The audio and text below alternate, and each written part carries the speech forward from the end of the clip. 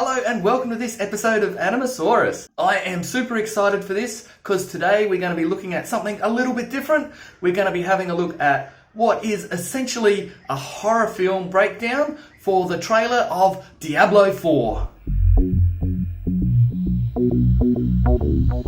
Diablo IV is a game that's been brought out by Blizzard Entertainment and was announced at BlizzCon in 2019, way down in November. And the only thing that they've released so far has been a trailer.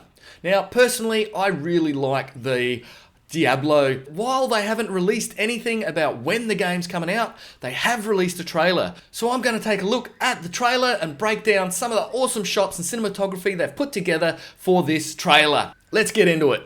So when the trailer came out, they're saying they're taking toward the game towards a deeper, darker sort of feel, which I thought was really interesting.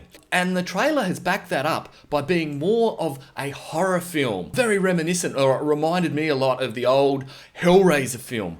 But they've taken it and instead of Hellraiser leading up to you with half the film being really slow and creepy, Blizzard have just thrown you in and gone, this is scary. And that's where we're going to start looking at what's made the Blizzard trailer so scary. Start off with the opening shot. I mean, their cinematography is just beautiful to look at. So even in this opening frame, they've started off with some beautiful framing of what they're trying to talk about. We just break it down into thirds to start off with. Typical third sort of breaking. They've put their main center of interest, which is definitely this cross here. There's so much symbolism broken into this trailer, which is really nice to see because they've kept the symbolism and the theme all the way through it. Big foreground element, which is really nice. It's very dominant. It takes up that whole half of this first frame.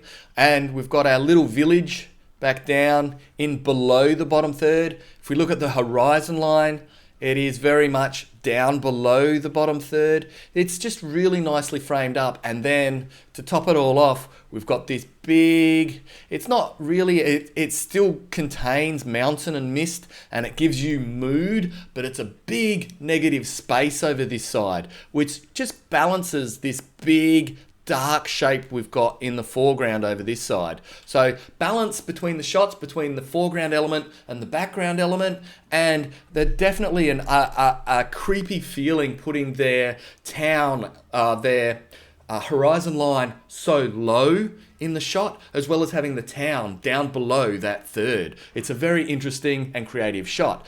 So what really caught my eye with this trailer is the way that they've actually cut it together.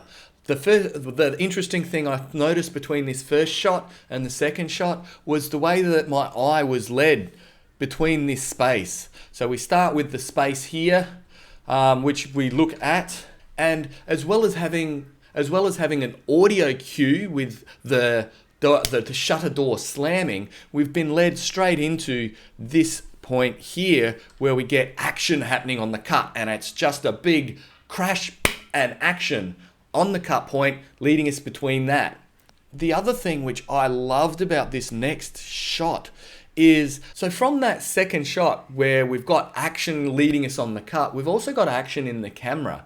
And I found this to be a beautiful reveal of where we were going, because the camera heads off in a direction which is not a straight direction. It's moving forward and across, which felt very creepy because it's not a move that we'd normally do. Like as humans, we wouldn't walk in a diagonal line.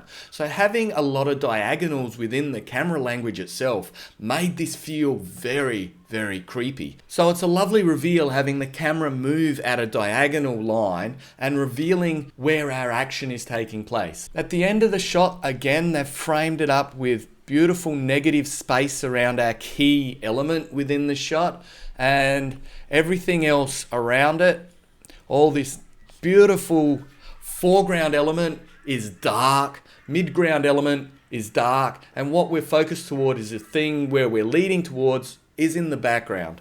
We've also ended up with some lovely lighting, which they've used this mist in the misty haze back here.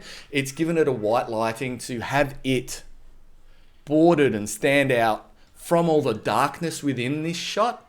So Again, it's a lovely leading shot, beautiful camera move, really creepy, and yet they've still lit everything up, which is where our focus is going. So essentially, coming from the last shot, this one theoretically does not make sense because we were looking at the lighting coming from behind the building. So the front of the building was still in darkness. So having all this streaming light coming in through the windows and through the front door, artistically it looks absolutely fabulous, and it's led us through. It's given us a dead center frame with a nice even negative space on either side, which is lovely. But the theoretics behind the light and the continuity from the previous shot doesn't quite theoretically work. But the light does give us direction to travel, which is what our camera is then moving in a nice line straight along the center line between the pews in the church where the sun has traveled. Which leads us up to this very beautifully done, bizarre spot. I really love how they've used the darkness within this trailer to help tell the creepy story. Even though there's a lot of shadows in and around this building, and they've framed it with an area of light which is in a circle, they've also used the darkness here as the center focus point. And where the camera ends up and sits over that hole is definitely in the center of frame. Their cues they use of sound cues to help tell the story is beautiful, because on the sound cue you get the big scream, and all of a sudden again the camera is then transitioned after being static, because we've come and we've found this hole. We've got the murmurings of the team down in there going, what's going on? And then on the sound cue of a scream, the camera rushes into what is pure darkness. So some of the framing they did really does push the envelope of being unsettling. This one in particular, when as people we think uprights, especially doors, we've been shown these doors before that they were definitely vertical, going straight up, because it's a big door they've walked up to. So the lines we're used to being vertical, all of a sudden when we come to this shot, you can see that all our vertical lines, which we'd be used to, are all tilted off on an angle. Even the flame, which everyone just instinctively knows that flames you will burn upwards, but the flames in this are tilted off to the side. So we know that their characters here, they've just used a very simple technique of tilting the camera at quite a large angle as well to help unsettle the viewer inside this scene. It would have been nice, it definitely would have still looked good having him being flat, but it's really unsettling seeing him tilted on his face. He's going to fall over when you look at it. The character's going to fall on his face. But it just works, and it really unsettles the viewer. And even in the shots as we progress along, we do keep that line going across at a really steep angle. Again, this is one where we could have just flattened everything out and told the story really well with a flat shot as he looked down on top of his shoes. But they've kept a consistency throughout the sequence where they've kept those angles to tell the story that they're after of being unsettled. So even with a shot where they've completely changed it, we're looking down from the ground up at him as he recognizes what's going on, they've still kept a consistent angle for where they've progressively gone. Love that. Love that little bit of storytelling which they've put in. I really got excited looking at this frame as well. This one is such a creepy frame. Why is it so creepy? Well, the first thing, there's a couple of things that really help this being creepy. The first one is just how dark all these shadows are around his face. We are very close in on the face, so having a camera that's right in on a face and it fills the whole frame, that in itself is very intense. But from an artistic point of view, his eyes are fully reflective. There's no pupils, there's no iris. It is just a full mirror of the character. And that, as well as having no eyebrows, When we look at this guy, there's no real eyebrows there. They've taken away any dark shape, which is very unsettling. But the amount of detail that is crammed inside this game engine that shows this off, oh my god, that is so exciting to see it. His skin looks amazing. There's not a lot of depth to it, but with the soft blue light that's everywhere, and you've got this waxy look on his skin, oh, that's just so creepy and disgusting. Beautiful. And for a perfect counter of that, just to show how creepy those dead eyes are, we've got another beautiful shot where we just cut straight to this guy has now got beads of sweat pouring off him. Again, I geek out a little bit at how much detail is inside the engine that they're using. We've got the eye, the perfect eye now, where we can actually see the other character. We can see how creepy, just as one to the other, how those eyes look when they're completely mirrored, but we can see our other character in here. And I think that is just a perfect juxtaposition to show what eyes with bloodshot eyes look like compared to those fully mirrored eyes. It's still as dark as what it was here before. We look at his face, it's still in a lot of shadow. Those hairs, my god, just how much detail is getting in those hairs, each of those individual hairs on his eyebrows, the creases in his skin. Again, we've got the pores in his skin. Look at them all in there. Oh, so much detail inside a shot like this, and it's inside a game engine that's been rendered out. Ah, love it. I've shown a lot of static shots and talked a lot about the composition within static shots, but these guys managed to lead your eye through moving shots as well, which is really hard to do. So let's take a look at their moving cameras for how they lead your eye through what's going on. I mean, the opening shot is just off center. When we look at that, we'll get ourselves our center line in here, and we'll look at how we lead ourselves around. So starting off in the center, but they've come down into the center. They've left this. They've now led with an arm. They've got this arm in here that's gone whack, and it's given us direction. It's kind of come in, gone splat, and it's given us motion to start off with. So that's got the camera moving.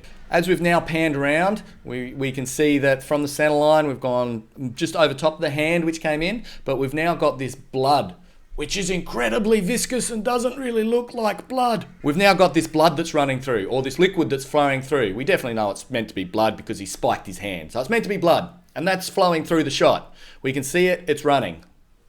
And we start following that. And we've already got the aisles in the ground here, or we've got the troughs in the ground that things flow along. So that's really good. We've got something to follow. So we keep following that. We've led our eyes across. They've brought into shot at the top this other part of the hand. And he says, whatever, and splat, we've got the hand coming in there. That's really important because we're flowing around between them. So we've got two angles, two things we're following. We're following now, we've brought in this bit of blood down here, which is coming in. We've gone in over top of it, and it's heading in. And we've got this other action, which has now brought our attention to that, so we know something's going on there.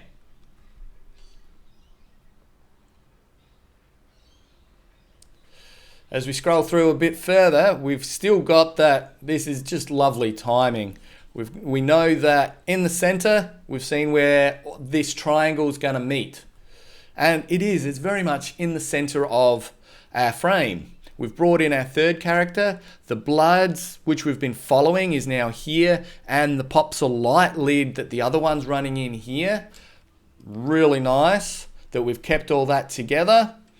And we've introduced this last shape, which is very well lit from the front so we can see him.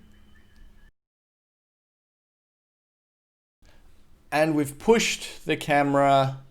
So we've moved our camera now, brought it past everything that's going on, tilting up, looking at our main protagonist or the main character we've been following now, pushing in on that, being led from all the other action which has happened.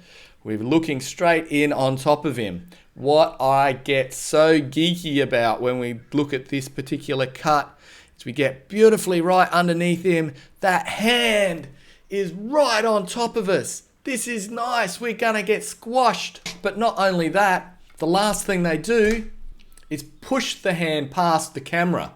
So not only has it come to the camera, it's gone past the camera. Now, you don't notice that You don't notice that when you're watching in full time or in real time. You don't notice that. You feel it, but you don't notice it. But there's a frame there where your hand has actually gone past it. And it leads the cut straight to a point where the hand's right in front of us. And boom, dead center again, hands on the ground.